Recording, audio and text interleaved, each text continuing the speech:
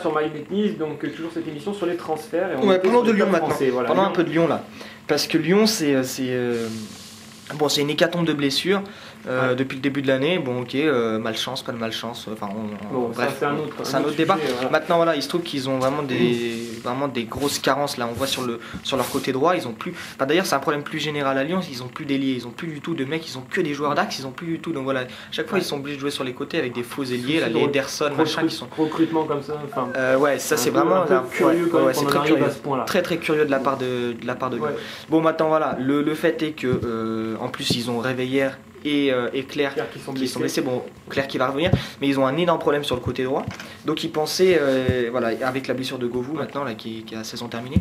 Voilà, la piste la plus chaude, visiblement, c'était Julien Faubert, l'ancien Bordelais qui joue à West Ham en ce moment.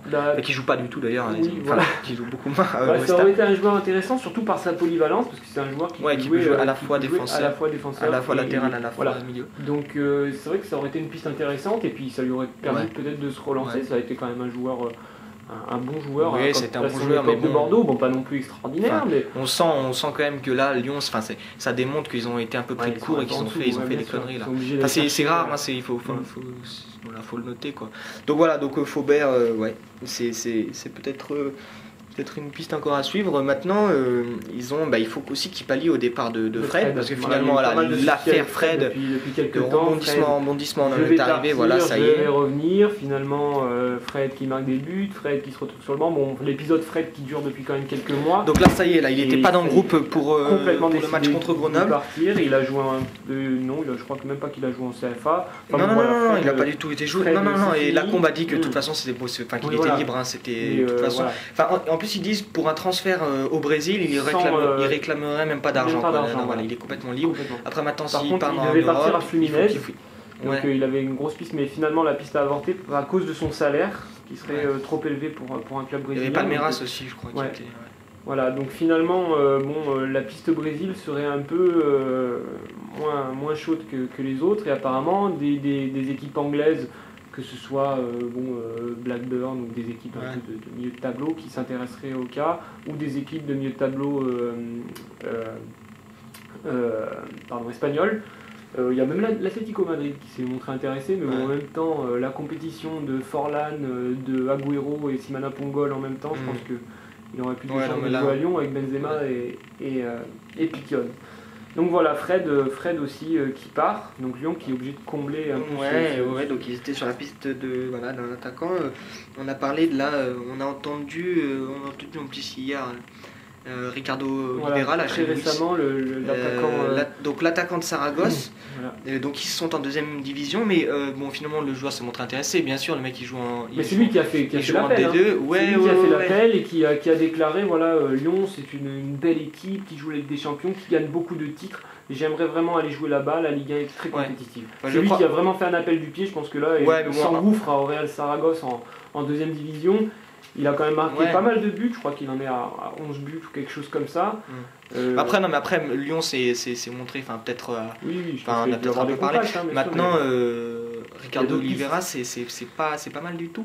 Enfin, c'est pas mal du tout. Bon, moi je l'ai pas trop vu jouer, mais c'est un mec qui était quand même prévu pour être titulaire l'an dernier aussi à Saragosse.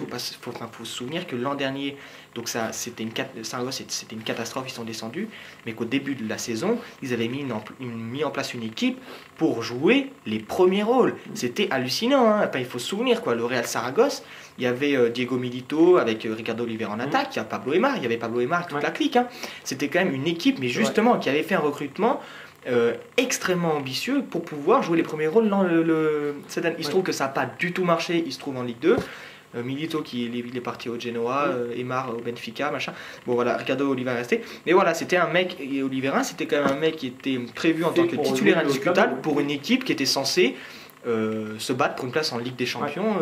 Aux côtés de Barça, Madrid et toute la clique. Donc c'est une piste. Donc voilà, c'est sûr, c'est évident que c'est un bon joueur. Les capacités et vraiment. Après voilà, on connaît pas grand chose bien sûr. Je sais pas trop. Je crois pas que ce soit un joueur très physique non plus.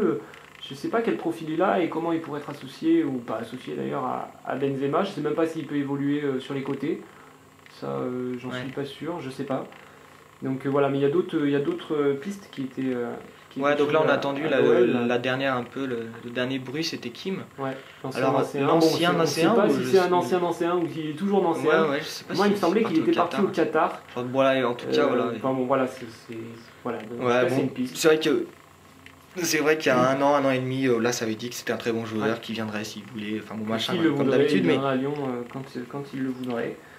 Donc voilà. Maintenant, voilà. Donc Lyon, pas très actif, mais là ils ont quand même intérêt à quand même accélérer leur recrutement cet hiver. Mais là, sur la dernière semaine, à mon avis, ça va être très actif du côté de Lyon. Ce sera à suivre. Je pense. Bon, à mon avis, ils sont un peu coincés aussi parce que là, je veux dire, plus t'attends là dans ce mercato d'hiver. Mais ça a été le cas. Plus c'est difficile de recruter, c'est évident, parce que bon, un club qui va vendre un joueur. Non, surtout que les matchs championnat ils ont déjà redémarré. Il faut que le mec il s'adapte et tout. On se souvient de Delgado qui est arrivé l'an dernier. Enfin bon, là maintenant, en ce moment, il commence à jouer de plus en plus. Puel lui fait de plus en plus confiance, c'est bien. Mais il faut se souvenir de Delgado. Enfin, c'était une catastrophe. C'était une catastrophe. Enfin, c'était. Non, mais c'est difficile pour un joueur d'adapter aussi rapidement, et en plus c'est difficile pour un club de lâcher un joueur et d'en retrouver un aussi rapidement. Ça a été le cas par exemple avec Savidan, parce que Lyon s'est montré intéressé par Savidan. Bon, il y a eu des rumeurs, c'était très médiatique, tout ça. Mais bon, c'était en tout cas très médiatique. Et comment tu veux qu'un club comme Caen vende son joueur pilier, entre guillemets, quand même, offensivement, c'est le pilier de l'équipe, pour en retrouver un derrière en plein milieu de saison? Bon, c'est délicat. Donc. Ça va être difficile pour Lyon. Après ça dépend de l'offre. Je veux dire, quand ils sont pas fous non plus, il faut qu'ils se construisent et tout. Ils vont pas cracher sur 10 millions d'euros s'ils arrivent comme ça. Voilà. Maintenant c'est quand même un peu bizarre étant donné que qu'il a signé son contrat cet été. Que Dumas est pas du tout chaud pour laisser partir. Voilà. Bien sûr, ça vit dans lui. On lui a posé la question. Il dit écoutez, bien sûr, moi j'ai 30 ans. Lyon qui se dit intéressé. Bien sûr, j'écoute quoi. C'est normal. C'est normal. Le mec il a pas sa carrière devant lui et puis là on voit qu'il a quand même peut-être un petit truc à faire, quoi, un petit bout de chemin à faire. Donc automatiquement il va se montrer intéressé, mais bon, je crois que là ça ira pas plus loin, quoi. Par contre, je pense que ça a été une grave erreur, que ce soit pour Lyon, mais je pense peut-être même surtout à ses concurrents directs. Je sais pas, Marseille par exemple, Marseille ou Paris, enfin bon. En tout cas parce que Savidan c'était l'occasion rêvée, quoi. C'était vraiment le mec, il était à Valenciennes, il renouvelle pas son contrat, c'est le bordel. Savidan c'était vraiment l'occasion, c'était vraiment le joueur. Mais je pense que personne n'a cru en Savidan personne n'y a cru, et voilà. Quand a super bien géré le coup. Mais c'est délicat d'aller chercher un joueur qui a 30 ans, qu'on se dit qu'il est un peu en fin de carrière. Bon, je sais pas, c'est vrai que surtout que sa carrière elle a jamais vraiment débuté, c'est un mec qui est arrivé sur le tard et tout. C'est un mec un peu atypique aussi, donc voilà. Mais c'est franchement Savidan, c'était le bon plan. Voilà, dans ce qui est pour Lyon, ça va être délicat pour eux là dans la dernière semaine pour recruter des joueurs et pallier un peu à toutes ces blessures. On revient tout de suite après une petite pause.